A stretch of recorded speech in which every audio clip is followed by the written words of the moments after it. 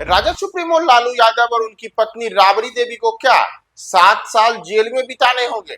जी हाँ, ये बड़ी बात इसलिए क्योंकि राउज एवेन्यू कोर्ट के द्वारा आईआरसीटीसी घोटाले मामले में लालू यादव और राबड़ी देवी समेत अन्य तमाम आरोपियों को लेकर के बड़े फैसले की घड़ी नजदीक आ गई है।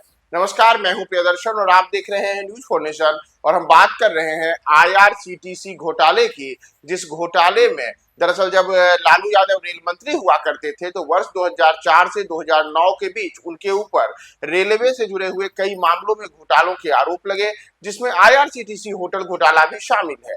और इसी मामले को लेकर के जो पूरी जांच प्रक्रिया चल रही है उसमें आज दिल्ली की राउज एवेन्यू कोर्ट ने इस मामले की सुनवाई की और सुनवाई में जो फैसले की घड़ी है उसके लिए अब 7 अगस्त की तारीख तय की है।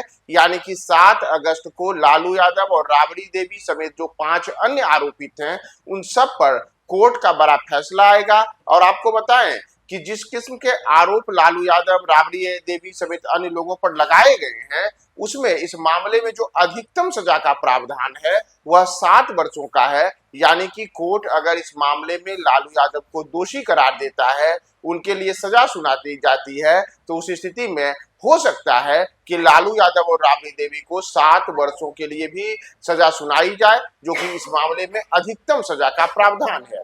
तो दरअसल आपको पहले बता दें कि यह पूरा का पूरा मामला है क्या, जिसे लेकर के लालू यादव और राबड़ी देवी की मुश्किलें बढ़ती हुई नजर आ रही हैं। और इसमें 7 अगस्त की अहम तारीख है जिस दिन पूरा फैसला आएगा।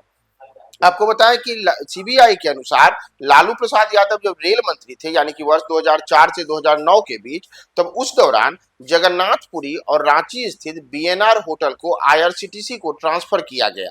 इन होटलों के रखरखाव और संचालन के लिए लीज पर देने की योजना बनाई गई, जिसके तहत टेंडर जो जारी किए गए वह मेसर सुजाता होटल्स नामक कंपनी को दिया गया। यह कंपनी विनय कोचर से जुड़ी थी और आरोप है कि टेंडर प्रक्रिया में धांधली की गई। लालू यादव ने अपने प्रभाव का इस्तेमाल किया और इस कंपनी को फायदा पहुंचाया, यानी कि विनय कोचर की जो कंपनी सुजाता होटल्स है उसे फायदा पहुंचाया गया।